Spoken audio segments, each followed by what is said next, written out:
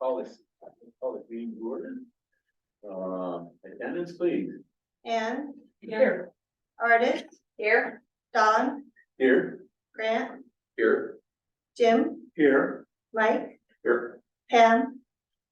Oh, I said for you. No. Rod, Here. and Roger. Here. All right. How would you guys join the pledge of allegiance? I pledge allegiance to the flag of the United States of America and to the republic for which it stands, one nation, under God, indivisible, with liberty and justice for all. Thank you. All right, board, we can motion for approval of this afternoon's agenda, please. Motion's been made and seconded to approve this afternoon's agenda. All in favor, signify by saying aye. Aye. Motion's approved. We have no written public comment at this time. Is there anyone in the audience who'd like to address the board? Seeing none. I assume everybody's had an opportunity to read the minutes from October 19th. May I have a motion? I move to approve the minutes as presented. I'll second that. Second by Artis, all in favor, signify by saying aye. Aye. Minutes are approved. All right, Jen's appeal to the Board of Health for variance. We'll start with that. Where do we want to go with that?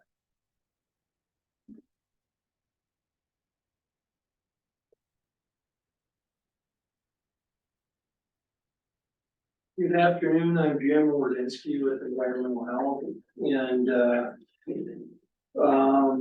this particular situation, what we're hoping to accomplish today is to have you guys address the appeal first to the Board of Health regarding this situation. There was a little bit of a delay in this process.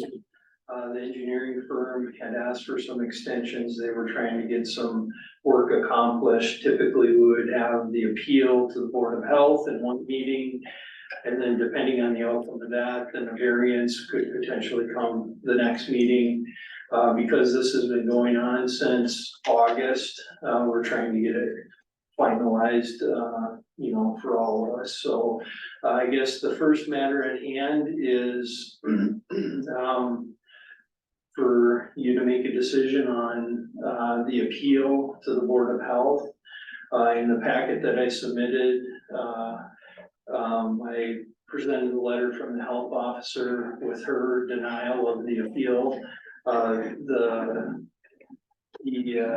situation is in reference to depth of groundwater for a septic system that had been applied for. So initially it was denied by our office due to depth of groundwater, and then the applicant had appealed it to the health officer.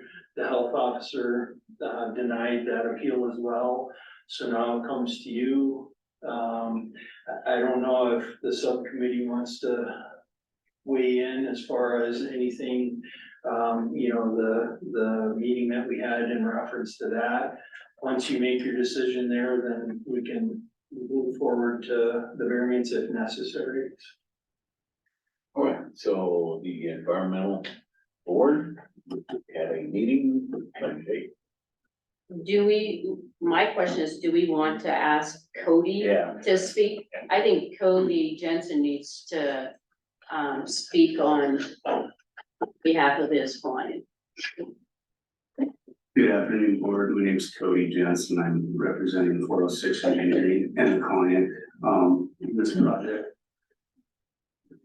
I guess the biggest takeaways that I want to present are I realize the groundwater is high in this area. It's 29 inches was the best results that we had found in the 2022 groundwater monitoring season. client, the owner has had septic issues in the past, and he wants to replace his drain field. They put $3,000 into the cost of, doing repairs out there already. So, you know, it's 40 acres, he's got quite a bit of land out there, and he came to me and I said, well, I can try to do this, I like the groundwater is high. I've actually never submitted variance of groundwater this high, but it's like, you know, we can go above and beyond on septic systems and install a septic net system, which,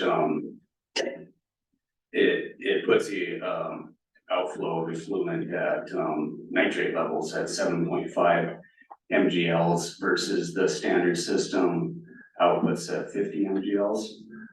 So, and to give in contrast to the safe drinking water, numbers for nitrates is, less than 10 MGLs, I believe. So you could almost physically drink this, this outflow of effluent from the drain field per the drinking water standards.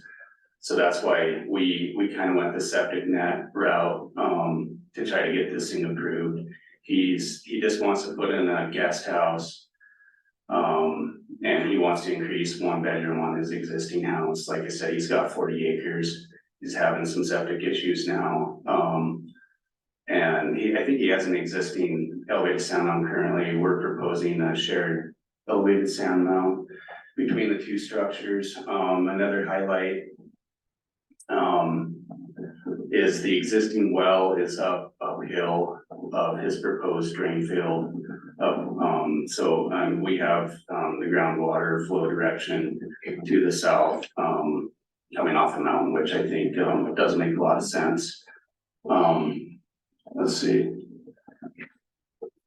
We did add an extra 8 inches of sand underneath the laterals of the drain field. We increased that depth for filtration to maybe just create the 48 inches basically of soil. Some of it natural, some of it sand, just to increase the filtration capability before it enters the groundwater. That's the gist of this project. He just really wants to build a guest house and we're just trying to get it all done at one time with the shared drain field. So that's what I have. Do you guys have any questions? I have one for you. Okay. Is the existing houses drain field is built 93? Is that considered, are they figuring that's a failed system? Has that been addressed as a failed system? I don't think it's been addressed as failed currently. I don't think, as far as what they submitted to the county earlier, when I wasn't in the project at that time, but, yeah, I don't think it was what I remember. Okay, thank you. I have a question. The existing system right now, though, has been there since 93, correct? And they're still using it. Correct. Has there been any problems with groundwater or with contamination of the neighbor's property or any degradation of? You know, not from what I know. That being said, I don't know if there was, a lot of times you drill like shallow wells around there and test it to see if there had been any contamination, and I don't believe that that's been done. That brings up a good point. I forgot to mention is that, you know, the nearest neighbor is, I don't like using a fair amount of distance away, but, it's not a tight site, meaning there's quite a bit of room to the neighboring property to prevent, Approximately how much sediment or whatever you refer to it here, does it require to, if you do have some sort of contamination, how, I mean, doesn't that filter some of it out? I mean, some of the contamination, and it's not concentrated, it's dispersed in any situation, right? So we're saying even if you were at 12 milliliters or whatever of ammonia or whatever it is, Nitrates, it would be the groundwater would yeah, you're naturally correct. filter that, correct? Yeah, you're correct. The pollution is dilution, and it does create a plume drain field plume, we call it, in the environmental world, but it's a good point because, we have what is called a trigger analysis as to, surface water, near surface water, groundwater. They're actually revising that right now to include the groundwater dilution in those calculations, which it could evidently help people out there close to smaller creeks and whatnot. And in the period you've been at this, I mean, I go back to, and I won't talk about it, but I lived up north, and in those days, you know, the septic systems could have been an old car body with a pipe 20 foot, right? I remember my dad when I called 2x4s, I mean, I'm sure that was legal in those days, I think it was, but it seems to me like the technology is changing, it's changed dramatically over the period of time, and that the system that you're proposing is superior to what's in the ground around here right now. Well, I'm not sure I'd drink that water, I'll let you Yeah, take the first glass. I wouldn't, You know, but I would probably drink it with Kool-Aid or something later on, you know, just to get, but it seems to me that what we're trying to do is we're trying to protect the environment, right? We're trying to, I mean, when we look at our job here, and I don't consider myself on the health board, I consider myself on the health board. And that when I look at the 48 inches, I think we're put in a good faith to protect the groundwater. But that's using even an outdated system, but using a new system, we're not putting any effluent, doesn't appear, and I'm gonna trust you on this, because you're the expert, because I wanna blame somebody, not myself, if I make a decision, but so it seems to me that the 48 inches, even though it's black and white, it's kind of gray, because it's just one of the many parameters we're gonna look at, and I would assume over the next 5 years, Jim, you're probably dealing with this now, we're gonna go to all different kinds of systems, even above ground with, you know, treating the waste above ground or, you know, not chemically, but treating it with heat and the other stuff. So it looks to me, and in your professional opinion, what you're proposing here is actually better than what they have. And it's better than what we find in the valley in most instances, I would assume.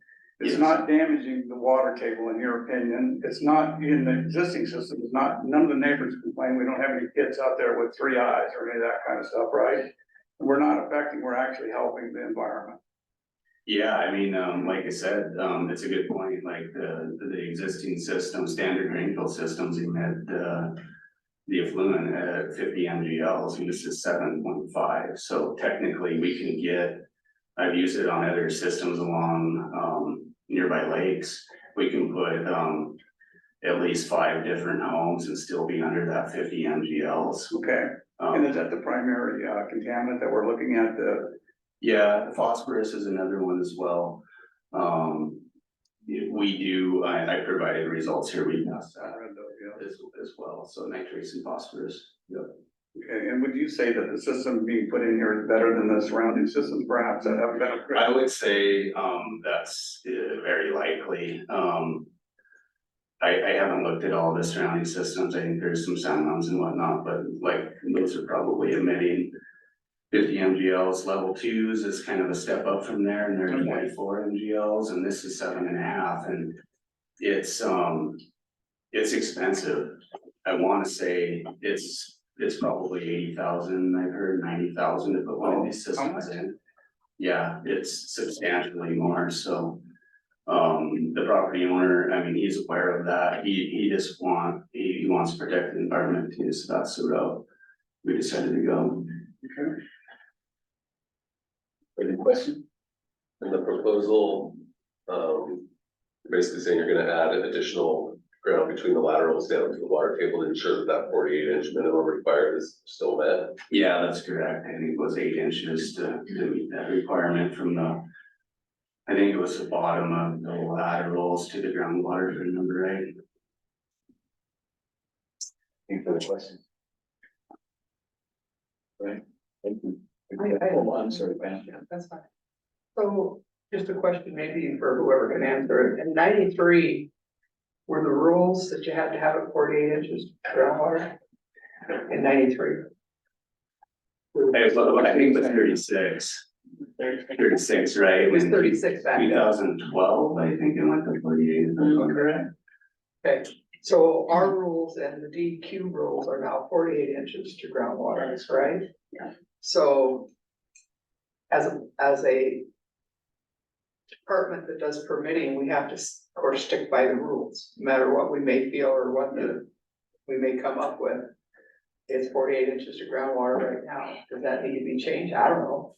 I have no idea. In But my all I opinion, know it would. is that what we have right now? And if there's a proposed change to what you have, that's a change, and that puts you into you gotta meet the new standards.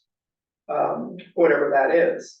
And so this today, if I'm getting this right, if we uphold the health officer's ruling to deny the permit, then they go to the variance.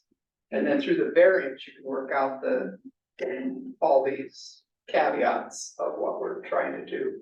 So I just want to make that clear to the board. That's what we're kind of looking at today. So did you have something? Yeah, I had something. I guess when you asked for more questions, I thought you were directing at Cody. I don't have any questions for Cody, but I have some comments. So, a little more on the backstory here too. It's that if this applicant was gonna come in and just replace his drain field with what he's got, he would get approval to do so. But because he's increasing the drain field, he's adding a bedroom, he's adding a guest house, it's called a new construction. So he's gotta comply with the new rules. He can't fall back to the old rules. This location is on Edgewood Drive up in Whitefish. It's an area of very high groundwater and poor soils, very clay-rich soils. In some respects, they're good for treatment. They're really good for treatment of phosphorus. But then the problem is the water doesn't flow through there enough to meet the nitrate degradation requirements. Like you said, you can probably meet him with the new design. The problem is, the state rule is 4 feet to groundwater. It's something that we can't change. From natural ground surface, correct. And, we have to be as stringent or more stringent than the state rules. That's the law. So that's what we have to deal with. The other thing is, like Pam was saying, she's exactly right. And, if we vote to deny this, then he has the option to request a variance. That's the process. So, The variance from here. variance from us, but then the appeal goes to DEQ, is that But you're correct? saying we can't violate the 48 inch. You rule. cannot violate the 48 inches. So That's that's kind of, that's the So state. we're kind of hamstrung to build on that. We've already got one of these that's in litigation that we approved because of the depth to groundwater, and so we have to be consistent with our decision process also. So, we don't want to be inconsistent, which would open us up to a lot of liability. So what is so I'm not familiar, so does the DEQ ever approve these things when they don't meet the 48 inch requirement? Do we know? We don't know So when we because we set them have, up, we don't know. yeah, because we have one right now that is in the DEQ's hands Okay. and they haven't ruled on it. Okay, so we don't know It was the what, one that we approved Yeah. thinking we could. and okay, then so we- you approved that they could do it with less than 48 inches and. We approved some in the past and then when we realized that we could not be approving new construction. We're not allowed to be approving new construction to 48 inches. It was brought to our attention, we are not allowed to do that. Okay, so even though our premise is that we're here to protect the environment, protect the groundwater, and we have one item, which in this particular case really is not relevant except for statute, because we are protecting the groundwater, we're saying we can't, is that what it is? That is Yeah, we what the can't do it. state, that is what the state of Montana. Okay, so here's my, and I understand that, and I respect everybody here. I don't agree with it in this particular case at all, and I understand that somebody else will, because in this particular case, I think you're making an improvement, and I don't know how you change those laws, and I'm not getting into that, I only have another month on the board, and then I'm gonna go off and do something else, but anyway, don't have time to fight the state on that. And I don't wanna get you guys into a lawsuit either, I mean, that's not, you know, but I know that these people, and when I looked at this weekend, you know, these are not applicants, these are people like you and me, Yeah. Jensen's, and we're denying him his future and his hope and his dream, I mean, crap, he probably, when he gets that new place built, he wants to have family out for Thanksgiving, sit under the stars, I do too, wanna do that. And so when I see it, and I understand what you're saying, and trust me, I respect everybody here, but I don't agree with it at all, and, I just think that there are some times that, for me, I would go against the grain, and this is probably one of those times, because I do not want to deny anybody the right to use their property. I'm a people rights person on this thing, and I think what he's doing everything right, and because it's ambiguous at the state, we don't know. But I fished down at present time, and they got an open pit toilet there within 50 feet of the river at the high flow, and I've never seen them pump it out. And if we ever have a flood down there, that stuff's gonna run down river, so. I guess I'm standing on a soapbox right now, and maybe I shouldn't, because a friend of mine said I needed to take a lesson in politics, and I think they were right. But having said that, I respect Jim's department, I mean, he has a job harder than repossessing, unemployed mill workers' truck at Christmas. The job they have to do to go out and enforce this stuff, and I respect those guys that they have to do that, but in this particular case, I think the 48 inches, I think it may be the letter of the law, but it isn't the spirit, and I think the spirit is we're protecting the aquifer, and that's what I'm gonna go by. I'm a spirit of the law guy, not a letter of the law guy, so I'm on your side, I guess what I'm saying. And I don't mean to offend any of you guys here, because like I said, I came here to offer my opinion, and that's what I'm doing, because you know what, sitting on the board is awkward. None of us, when we first start, you don't know what to say. You don't know how the system works, right? We kind of sit here and go, I'm sure Ann's probably feeling a little bit, I know, when do I speak up, and do I go with the flow or not, right? And that's hard to do, but I think we have to, and I wasn't selected, I asked Pam to sit on the board, thank you, Pam, for letting me do it, for sit on the board, but like I said, I've been on the soapbox long enough. Yeah, I mean, it's a good point. I have a professional engineering license, and one of the key points about maintaining that license is to, you're protecting public health. If I thought in any way this was jeopardizing nearby neighbors, I would not be up here defending this property. I appreciate that. It's safe to drink. That's my point. I have a question. If the property owner did not want to increase any new construction, essentially add any new construction on this property, would he be allowed to install this system? Yeah, there is, 100%. I don't think it can be. And that would be to everybody's advantage to have this particular system there, especially. Yeah. But that's not the application that's. Right, that's right, because he wanted me. Yeah, so I would agree with James on that. I think it's a good deal, but also you have to look at protecting the county from lawsuit and complying with the law. Fortunately, I think by increasing that sand base, I'm not an engineer, but it certainly makes sense to me. But what you're doing is you're getting to the point of filtration that they require. I wish I knew what the state would rule on this, if you can send that to the DEQ. In other words, because in the past, what we've done, haven't we, we passed these on to the DEQ due to our votes and work. Right. We would let them take it to the DEQ.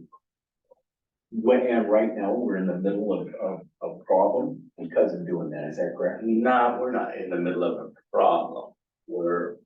Correct me if I'm wrong on this, but we have denied one and sent it to the DEQ for their review.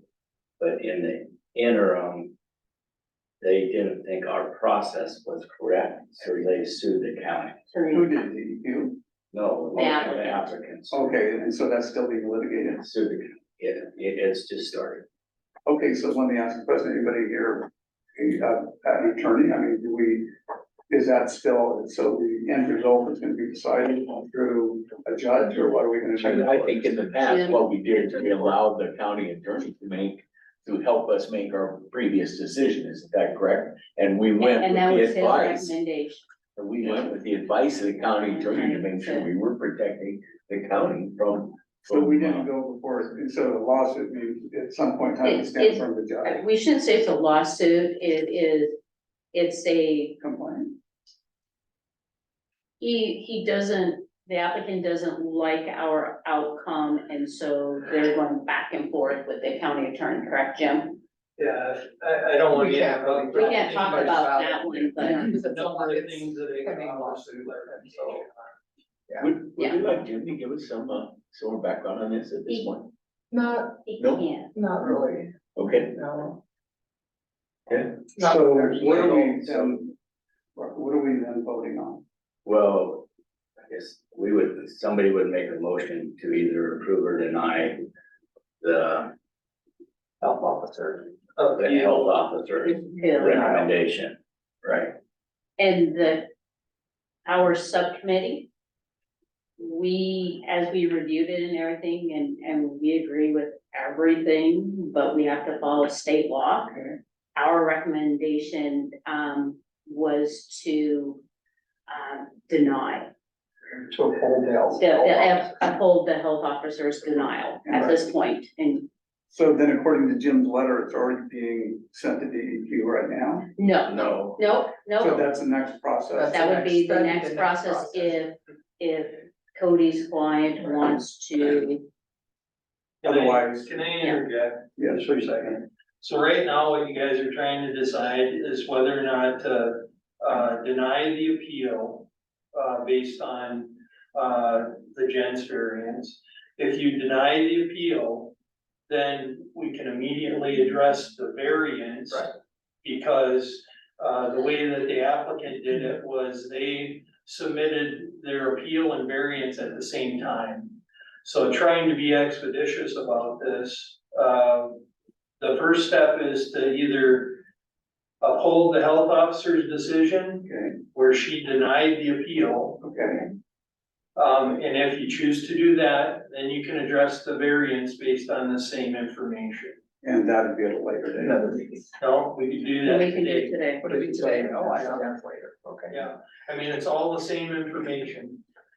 So we vote for the, well, yeah, it's all the same information, but I guess everybody hasn't probably reviewed the variance in its entirety yet either, so. But, yeah, go ahead. Well, I was just gonna say, just to be clear for everybody here that's gonna be voting. If we vote to uphold the health officer's, decision, which is to deny this, due to the facts that are presented to us, then the next move is we're actually going to look at the variance, is that correct?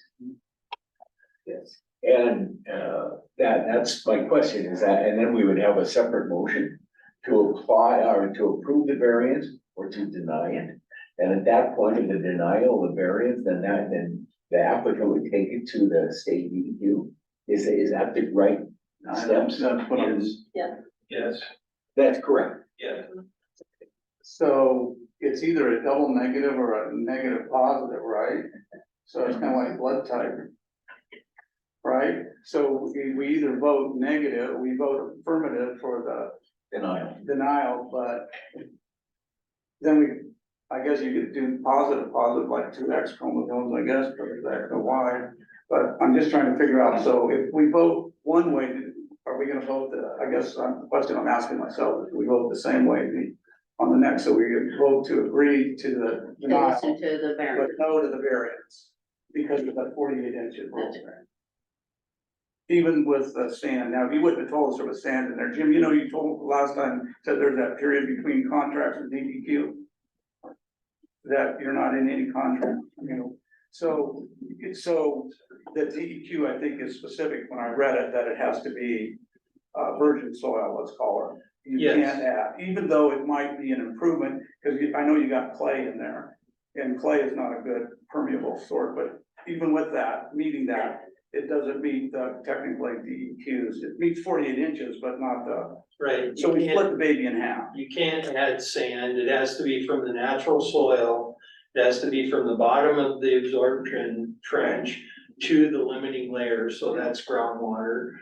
So you can't just add additional sand to make up the 48 inches. Perfect. The other thing that I should mention is, although most of us in environmental health agree that these systems are far superior to the conventional system, one of the things that was brought up here also in the subcommittee meeting was that it doesn't address pathogens like E. coli and salmonella and things like that. How you treat for that is through soil, through the process of it percolating through the soil, so. Okay, and that's why I was asking how much material is there between him and his neighbors. Look like there's plenty of, I mean, you've got 90 acres out there, right? Sure. Yeah. Man, you put a tough one on us. You have any more comments on this? Is there, if we go against state regulations, is there a liability to us if something goes wrong? The county attorney has directed us that yes, there is. So even though logically, even though by science, even though by advancement of technology, it's something, even if we agree, I agree with you on that. Even if something goes wrong, then the county can be liable for it, if we vote. Oh, trust me, I understand that part of liability. We would have set a precedent to begin with. You always have to look and be careful of it, especially when you're going against a state regulation. I mean, you're setting a precedent that says anybody can do this. You do it once, anybody can do it. And even though what you say may well be true and the influence and all that, the problem is that we don't know enough science on this to make that determination. As probably more where the DEQ and their scientists are probably better able to address well the effluent and pathogens and all that. As much as what you say is very logical. And Doc, I agree with you. I understand that part, and certainly the commission, I understand that part. But here's my concern is we don't know the outcome of DEQ. We don't even know whether they'll approve it or they'll get around to it or when they'll get around to it. And I'm all for solving problems, close to home rather than 7 away. So that's one of the issues that I have. And because I know during COVID that when we didn't have a health, whatever there, we were sending a lot of our permits to DEQ, and I guess they just got jammed up from what I understand for a long time, and I'm afraid we're gonna jam up some guys' hopes, because like I said, this is, I'm not gonna ask any of you guys or tell any of you guys how to vote. I'm gonna just share with you how I feel about it and how I feel he feels about it. And because we're not just denying them a permit, and Jim, no offense, I'm not talking about that, because you guys do a heck of a job, but I came here to help, and for 40 years in business, I've had to be a tough guy, and I'm not that guy anymore. I guess back in the 60s, I wanted to make love, not war. I got mixed up, I went to the war instead, but anyway, so I guess I'll probably vote in, well, let's just see how we vote. James, go ahead. So I hear what you're saying entirely. I think he's got a good design. There's no question about that. Building on what Don said though, is if we vote to deny or not to uphold, no, to not uphold the health officer's decision, the next guy that walks in will have a poor design and not be able to meet non-degradation standards or something, and he'll say, you approved it previously, why don't you approve it for me now, So it put us in a very tenuous situation. Kind of like Schrodinger's cat. You're thinking like that. Yeah, but I think the rule is made by the state. Yeah, The rule is made by the state. I gotta understand. So if we get that and they say, you know what, we think that our rule would allow that extra 8 inches, then they will allow the applicant to do it. Correct? So, I mean, but it's up to a DEQ decision. They're gonna override our local health department and say, yeah, we approved this design and it can be installed. And then they can get the permit and install it, correct? Yeah, that's I agree with that. Yeah, it's a possibility. It is, but we don't know. So, the interest of moving forward, can I have a motion to concerning the health officer's denial of the applicant's request. I move to uphold the health officer's denial. I'll second the motion. Motion's been made and seconded to uphold the health officer's decision. May I have Do a you vote? wanna be clear on when we say uphold, what we're voting for? If we're voting yes, Uphold to deny. yep, Uphold to deny the applicant. Okay, is that clarifies it? No? Okay, That's for a roll call. I will. Roll call, please. Ann, yes. Artis, Yes, Don, Yes. Grant, Yes. Jim, Yes. Mike, Yes. Pam, Yes, Rod, Yes. and Roger. Yes. All right, the outcome is unanimous that we will uphold the health officer's decision on this to deny request. Okay, the next piece of business then would be to talk about granting a variance for this specific project. So is there any additional discussion that needs to be taken right now or questioning of the designer before we move to either grant or deny the variance?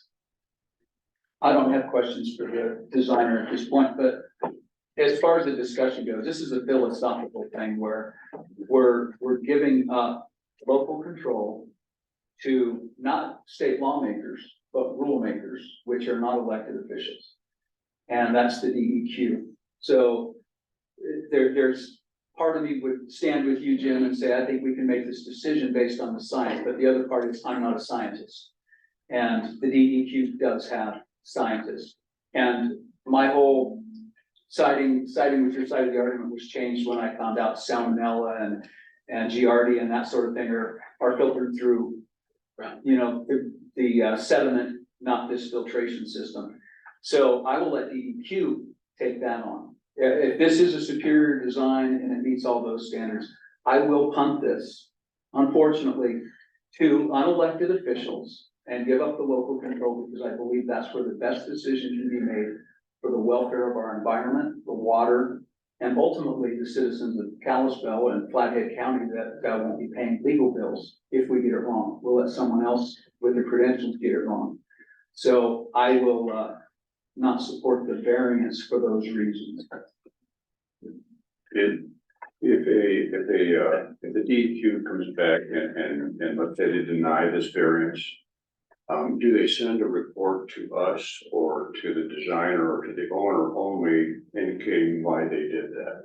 The reason I ask that is that could we potentially come back and maintain local control if we find that the DEQ report, we don't happen to agree with the science in it and grant a variance despite the fact that the DEQ denied it? Is that a possibility or no? Or we, I think Jim wants to say something. I don't know if we can answer that. Yeah, Will we you answer that? would find out the result. And then the other thing that is worth mentioning is that's not the end of it. If it's denied by DEQ, they still have recourse and they can take it to district court and appeal it there. Okay, that's the next step. it seems like the process has a way of working through, and whether we agree on a particular point or not, the process may eventually come to what we might consider a right conclusion, so. I wonder if, looking ahead, if the DEQ looked at this and said, yes, that tree gives us the different treatment that we require. Is that gonna lead them toward changing their rules? I would hope so. I think that's where it has to start. It's always a possibility if they punt things to them and they have to take a good look at it. Then, yeah. And somehow they came up with it to begin with, so I don't know. Again, I'm not the scientist behind this, but they do have professionals at the state that do this. And We can only wish or hope that they're gonna do it expeditiously instead of, like well, you say, kicking the can down the road and saying, well, we don't have anybody to look at this for 6 months. You know, I don't know how you kick them in the butt, but, They're actually meeting today, the county attorney's office is meeting today with the other parties that are in the process to get that process rolling. well, okay, good information. That being said, do we want a motion at this point? We can have additional discussion after we have a motion. If you've got discussion going. Well, I just want to make sure, again, we go back, so the variance really just comes down to the 48 inches. That's what it's all about, nothing else. And new construction, And new Right, construction. construction. because it's new construction, Oh, well, yeah, I understand that part. both. But also, so voting for the variance, you're saying, and I respect what Roger, I know he's working on the water issue with the state. So you probably get yelled at a lot, probably down there, right? Probably have your armed guard at some point. So the issue is if we approve the variance, it's not just the variance for them, but you're saying it also Pandora's box, anybody else who wants to come in and, That's because we can't say part of the decision is because of the superior system. That's exactly right. Because we can't define that, is that right, Jim? I mean, so you can't define what constitutes a system like this system. If somebody came in and wanted a variance, you could say you could have a variance, but you have to have a system like this, right? You can't do that. Yeah, it has to meet the criteria for non-degradation and a whole host of things. You know, and again, like Mr. Barnhart had said, you've denied one that's in the pipeline to DEQ for the exact same spot. Oh, motion, please. I move to deny the variance. Motion's been made, seconded for denial of the variance in front of us. May I have any additional discussion? Seeing none, may I have a roll call, please? And this is for denial. Anne, Yes. Artis, Yes. Dawn, Yes. Grant, Yes. Jim, Under protest, yes. Mike, Yes. Pam, Yes. Yes. Rod, and Roger. Yes. The motion to deny the variance is approved unanimously. In comment to that, I can only hope that, the DEQ will take a good hard look at this and make a good decision that, I think it will affect us in the future. As more growth happens, we're moving in areas that growth was not available to now, and we're looking at more high groundwater areas. And I'd like to add to your client that, I think everybody here feels bad about doing what they have to do. I don't think anybody here wants to do, I don't, I can't speak for all of you. And, under different circumstances, I'd be out there carrying a sign for you guys in this particular case, because, I think what he's doing is not only admirable, I think he's doing the right thing by going through this process. And I can't make it in since August or July or whatever, August 4th, whatever. And you know, as a homeowner, that's gotta be frustrating, that time part of it. And I'll tell you what, when people are hurting, you know, you go to your friend and explain things and talk to them, but when you're really hurt, you go to your attorney. So I know these people are hurting, and I feel sorry for them, and I apologize for that part, but it looks to me like our hands are tied to a certain degree because of the state, and maybe we're gonna have to go to the state and see what we can do at some point in time to see if we can't get a change there. But thank you, Toby, I appreciate your Yeah, you. presentation for your time. Thank you. All right, thank you for coming forward, and like I said, hope it is. Come back. Oh, yeah. All right, next, departmental reports, the community health would be first.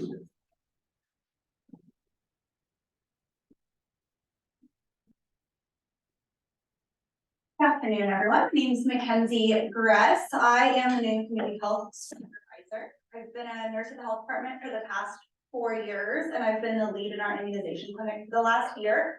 So looking forward to taking this growth step for me and serving on another level for my department. Jillian, who held my position before me, is still with us. So in addition to working in our immunization clinic, she is also taking on the Montana asthma program. Rebecca, who's been the nurse hosting that program, is leaving us. Today is her last day, so we will miss her greatly. She's done a fantastic job, not only with the asthma program, but she joined us during COVID and has really been a fantastic employee and coworker. I know that I will miss her. I think Jill's gonna do a great job with the asthma program moving forward. I wanted to give a couple October number highlights. In general, community health numbers have been fantastic. We've seen high parents as teacher enrollments. We've seen 7, which is an excellent number for us, as well as high WIC participation.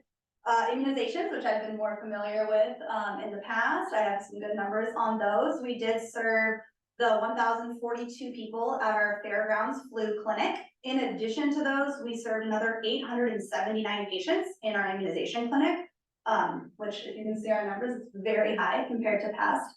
We had started walk-in Wednesdays in September, where we're making walk-in appointments available to the community. In October, that was incredibly busy. So on a given Wednesday, we'd see anywhere from 55 to 123 people.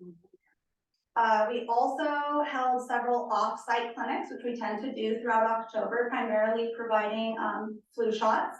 In those clinics, we served an additional 128 people. So very proud of how hard our staff has worked. We partner every year with Head Start to provide lead screening for their participants.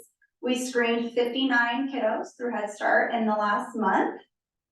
And in regards to lead, Community Health has applied for a grant that will be brought to the commissioners once we receive that from the state. This lead grant is called the Childhood Lead Poisoning Prevention Program. The first year of this grant is to focus on educational outreach and screening, with the outreach to focus specifically on provider and parent groups, and screening to focus specifically on Head Start and WIC enrolled kiddos. So that's all I have for updates. Do you guys have any questions for me? I just have one. The other immunizations for October were 932, which was far more than other immunizations at other times, even last year in October. So what were those mostly for, other than influenza? Yeah, so 2 things. One is, in the past, we have not had COVID numbers reflected in that immunization data. So now that COVID has commercialized and come into our clinic, we handle it just as our other routine immunization. So that data is reflected there, as well as the RSV vaccine. So the adult RSV vaccine has been highly demanded. So we've been flying through that as well. Do we have a problem with the pediatric RSV vaccine? Yeah, so the stop for that in order to order more is gone for the season. I actually just met with our rep yesterday, and he said that there will not be an ability to order any additional doses this season. We do have some inventory, so we carry the pediatric RSV vaccine both in our private inventory as well as our state inventory. Our private inventory side, the way baby RSV vaccine is broken down is by weight. So there's 2 different doses. The smaller dose, which is 50 milligrams for kiddos under 11 pounds, we, I think, are actually using our last dose today. We will no longer have that one available. The larger 100 milligram dose, which is for kiddos 11 pounds and larger, I think we still have in the range of 40 doses of that. We have limited supply on the state side as well. So once that's gone, we will no longer be able to provide it this season. That's unfortunate. Speaking to that, the RSV vaccine that we have for adults, 60 and older, is also approved for pregnant women, 32 to 36 weeks of pregnancy. Getting that vaccine in pregnancy takes away the need for the baby to get the vaccine. So if a mom gets it during pregnancy, the baby's no longer eligible to get it, because we see such a shortage on the baby's ability to get the vaccine. And very important that pregnant women are educated that they have that option. Thank you. Any further questions? Seeing none, thank you. Thank you. I'd like to take 1 minute. I have an IT question for you.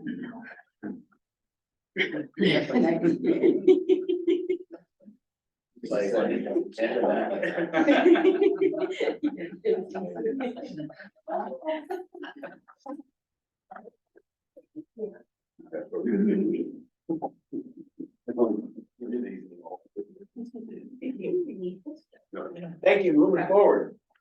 Population health. Okay. Good afternoon. I just have a couple updates for you guys today. So starting off with influenza to date, since the beginning of the influenza season, which was officially October 1st, we've had 10 cases of influenza A reported to us. And again, those are aggregate counts that we collect during the surveillance process each week. Again, influenza, the individual cases are not reportable, it's just hospitalized and death-related influenza cases that are reportable. So that 10 aggregate count is through our weekly surveillance. And so it seems to be starting off, the flu season starting off just a little bit slower than what we had last year, which is kind of nice. And then starting last week was the week we got the AOK from the state to start counting the rapid influenza tests that a lot of providers like to use. So we'll see what the coming weeks will look like. And then lastly, some of you might have seen a food recall pertaining to cinnamon applesauce pouches that were contaminated with lead. So I know our environmental health team of registered sanitarians did a phenomenal job in reaching out to the facilities that might have had that product and instructing them to pull that product from their shelves if they haven't done so already.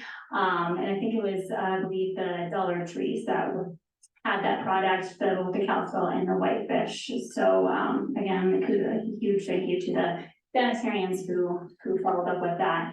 And then a health alert network message was released from the CDC in the state pertaining to that recall.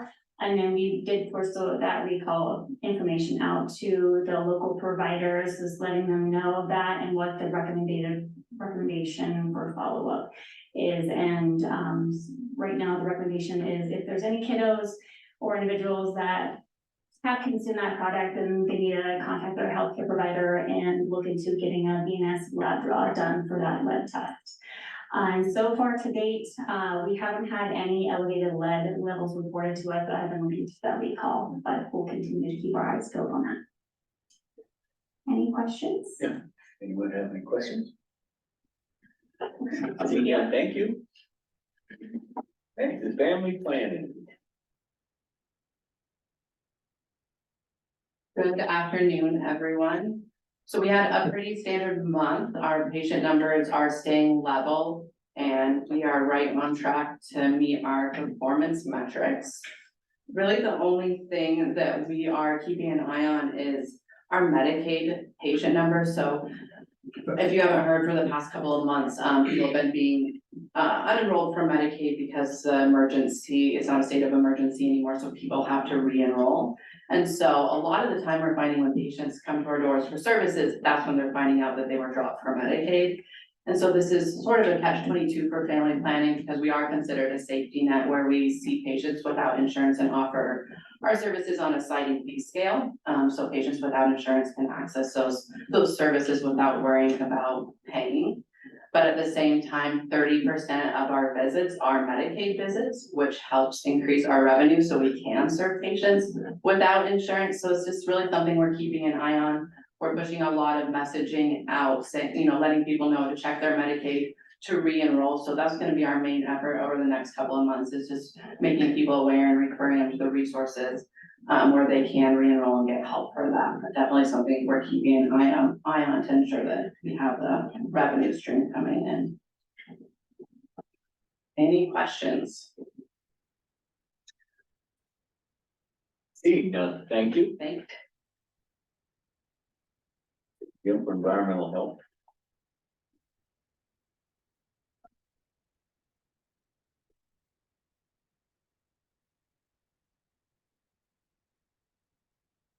Good afternoon, I'm Jim Gordinsky with Environmental Health. I just wanted to give a brief update on that other variance that was denied. Like I said, today the county attorney's office is meeting with their attorney and those folks to determine what process. I guess the way it was explained to me is there's a formal and an informal process that they can pursue, working their way through that with DEQ. And so some of those things are going to be hashed out today between those folks. So hopefully, somewhere here in the near future, we'll have a decision on that. That can potentially give us some guidance on that, so. We've been fielding a number of questions regarding incinerator toilets. Kind of as a result of this depth of groundwater thing and setback to surface water. Again, we're working through that. We discussed that at the subcommittee meeting. And the advice that the subcommittee gave us was to reach out to DEQ and talk with them, because supposedly they have approved a deviation for one. And so we want to find out what the circumstances were there, how that applies to our regulations in the county, and to see where we're at with all of that. As you can imagine, with just about everything that we handle in environmental health, when you ask one question, it spider webs out into a million things, and then you're left trying to figure out all of that stuff. So, you know, I don't know that there are any easy questions, so. We've embarked on the process to try and prevent already paid for septic system permits from expiring. So one of the things that I've done is gone through and audited all of the paid for permits that we have. And try and get ahead of that. We've called people in advance, letting them know that their permit is about to expire, giving them the date. Either taking payment right at that time to renew it for another year, or giving them the option of coming in and making payment, or if they choose to let it expire for whatever reason, or get it installed before the expiration date. So the feedback that I've gotten from the public, the customers, has been very positive. They were thankful that we reached out, so they don't have to go back and go through that that process all over again, so. We now officially have 2 volunteers in environmental health. A lady that I worked with at the police department, Susie Phillips, who was our evidence custodian over there. She retired about a year ago. She's agreed to come in and help us out. The last 2 weeks she's come in, went through the IT training and HIPAA training, and as of yesterday, she was helping us input data related to land research requests. So Bob Masick is our other volunteer, and I think I mentioned previously, Bob's helping me with training manual for all of our staff, so. Burn permits, as of this morning, we've had 4,958 burn permits that have been signed up for. It's a little bit misleading when I tell you that last year we had roughly 3,300. The reason I say it's a little misleading is last year we didn't require permits in the fall. Now we are. Of those permits, 13 of them are government permits, and the remainder, 4,945, are from private citizens. There have been 7,081 total activations of those. Of that, 4,600 have been on the internet, and the other 2,300 have been on the phone. In May and October were the 2 highest for the acquisition of burn permits, 1,900 in May, 1,600 in October. We also took a test run on, we had a scenario where the weather conditions changed midday when we had approved burning on a specific day. So we tried to figure out how are we gonna alert folks that we need to shut burning down. We used a program called Text Them All, and there were roughly 35 people burning that day. Sent out the text messages, only 3 replied stating stop or who is this a scam. The remainder of them, you know, it worked well, so. Our food and consumer folks are getting really close to reaching their 90% goal for the year in all categories of the inspections that they conduct. one of the things that you may or may not know is that, there's talk right now about trying to raise fees, for inspections for food and consumer stuff. Those fees haven't been raised since, I think, 2009. There are also discussions regarding that, trying to make it more equitable. You know, as an example, if you have a small coffee shop or kiosk, they pay, you know, I think it's $85 or $90 a year, for their license fee. Super One or Rosars pays $185. You know, obviously, those larger facilities take more effort to inspect. You know, you may have multiple inspections in the bakery and the deli and the meat department, and, you know, where the coffee kiosk is far easier, inspection. So all that's kind of going on at the state level. Just yesterday, I think we were alerted to the possibility of having another large music festival that's gonna be occurring here in Flathead County. Some of the comments that we had heard, and I have the name, I didn't bring it with me, of the promoter. But essentially what they're looking at doing is another Under the Big Sky. Thanks to everybody that's been involved in that process. At least we have the foundation now to build upon, and it'll be easier, hopefully, going forward and helping facilitate that, so. We've had some updates on our website in response to public comments. One of the things that I've done is, we had a request to put the weekly food inspections that go out to the daily interlake. There's a link on our environmental health page now where they can click on that. I update that weekly so they can see those inspections. And then, as Lisa mentioned, with the food recalls, I've put links to those too. There was another food recall for pet food that we were alerted to. Fortunately, at this point, there's nothing in Montana. However, it did make the jump from pets to, it was a salmonella concern to humans in other places in the United States. So we have that up there. The link shows the appropriate information, photos with the products, including the Wana banana applesauce that Lisa had talked about.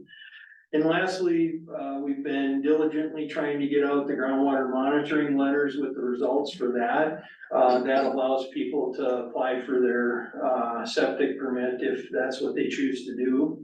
And as a result of sending out those letters just yesterday, again, I had a gentleman call and say, I want to get going with this. Thank you for sending the letter out. So positive feedback with that. Any questions that I can answer? I have a quick one, Jim. On the application for the burn permit, what are the conditions under which they're granted or not granted? So really, it's twofold. There's fire hazard and then air quality are the two considerations. The health department deals with the air quality aspect of it. So we're looking at forecasting with the weather. Okay. And so, you know, as you can imagine, the more air you have moving through is positive. And then the mixing zones, the higher the mixing zones are, the better it is. Okay. Things like that, so. And the fire hazard, how's that determined? PNRC and the local fire departments make that determination. In conjunction with yours? Yes. Okay. So both sides of the house, if you will, the fire side and the air quality side, have the ability to turn on or off open burning. So it could be one or the other or both? Yeah. Okay, makes sense. Yeah. Great, thank you. Yeah. I have a question, Jim. Hate to put you on the spot, so I'm not looking for detailed line item here, but I see that we were down 20% in revenue last month. Can you anecdotally tell us where that revenue was, or should we wait for Kurt? Well, maybe Kurt can answer it better, but I can tell you that just looking at the numbers there, if you look at the numbers, one of the big things is that plan reviews for short-term vacation rentals has gone way down. And that's a big moneymaker for us. And you know, we've discussed that internally, and of course, the staff they're thankful because it's less workload for them. However, I pointed out to them that it's less revenue for us as well. You know, and I think, you know, as we look at those numbers, I think the septic applications, and, on-site evaluations are down. However, this was a peak month for final inspections for, septic systems. I think we had 98 final inspections, which is the highest year to date, so. It's funny how it all balances out, you know, and as things go through that process, especially on the land and septic or land, you know, side of things. As those applications kind of come to fruition, you know, that's when you're seeing that boom in final inspections and stuff. And also, some of it is contingent on the time of year. You know, now that the weather is getting bad, people are in a rush to get stuff in the ground, you know. You know, so, you know, there's a lot of reasoning behind it. Kirk probably has a better understanding. It all balances out though, so it's a weird anomaly, but not out of the ordinary. Well, one of the things that I'll mention though, and Kirk and I talked about this, when it comes to the plan review stuff, is, you know, the health officer forwarded me this summer an article that she had seen, that she saw, on a national level. Kalispell was listed in that article as in the top 5 for vacation rental places in the nation. Wow. However, they said that they were anticipating a 49% decline in vacation rentals. You know, so with that happening, you know, likely we're gonna see less plan reviews. And the way those plan reviews work for the vacation rentals is that it occurs one time, there's one inspection for it, and that's it, it's done. It's not an annual reoccurring fee that we, you know, bring in. There's a licensing fee that's far less. I think it's $40 or something as opposed to $280 or $380 for the plan review. So, you know, and as always, you know, some of those places will go out of business, some will come, you know, wanna come in, into the fold with that. The hope is that there be enough renewal there that revenue keeps coming in, but I don't know, so. All right, perfect, thank you. Yes, sir. Good thing, Chris. Thank you. Finance, please. Good afternoon.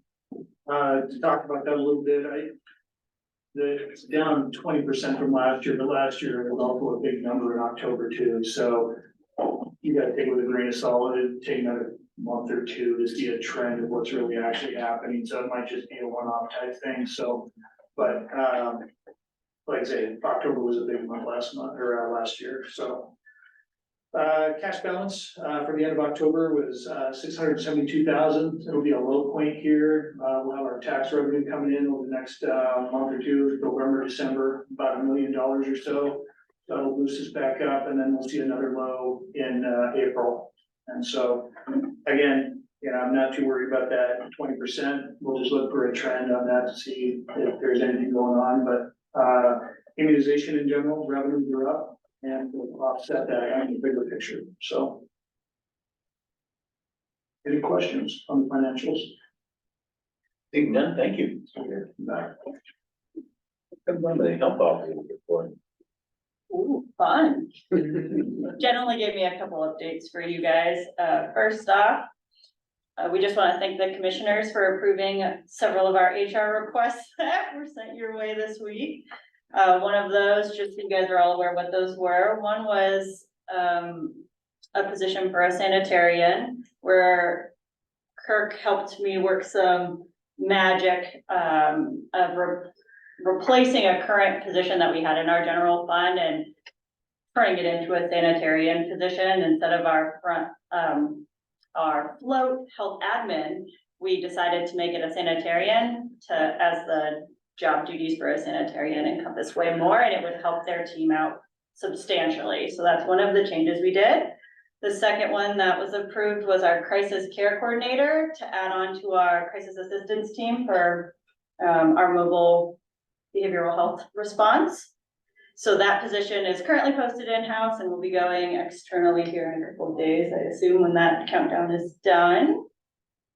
We do have an offer out to our co-responder number 2, just waiting on that process. And then the third one that we got approved, additional to Mackenzie, stepping up and taking on that community health supervisor role. We asked for a community health manager to be separated from my job. I have been doing both of them for the last year and a half, and it's becoming too much with span of control. So we did ask for that to be granted into its own position. And we, once again, thanks Kirk for helping me work some magic to where it has very minimal financial impact for us. To give you an update, Rod, on Medicaid for our crisis assistance team, we did get an update today that Medicaid should be taking effect for co-responders to be able to bill Medicaid for reimbursement starting January of 2024 still. So everything's in the public comment stage, but they were very confident that they would get that up and rolling by January. Good. So I'll keep you up to date if we hear anything else. Jen also wanted to say thank you to our county's attorney's office, as they have helped us significantly over the past couple months, and we couldn't do anything that we do without their support, so. That's it. Would you have any questions? Thank you. Down to committee reports, Environmental Health Committee, have anything they would like to line us with after nothing? I think Jim covered it all. Yeah. Any other? Jim did a great job. Have any reason to have the committee meetings or anything else in the near future? I'm seeing one. Board member discussion? No. Anyone wish to make comments and start discussion? Start. Why not? Yeah. Nice to see the full board here. Appreciate all of your guys' service on the board. And I just want to wish you all a happy Thanksgiving. Thank you, Ben. So we're not going to have a meeting in December, correct? Normally we don't. Is there a need to have a meeting in December? Health officer. Usually we skip December. If there is a need, what we do is just set up a subcommittee, like it's usually an environmental Okay, so that's subcommittee if makes it's sense. needed.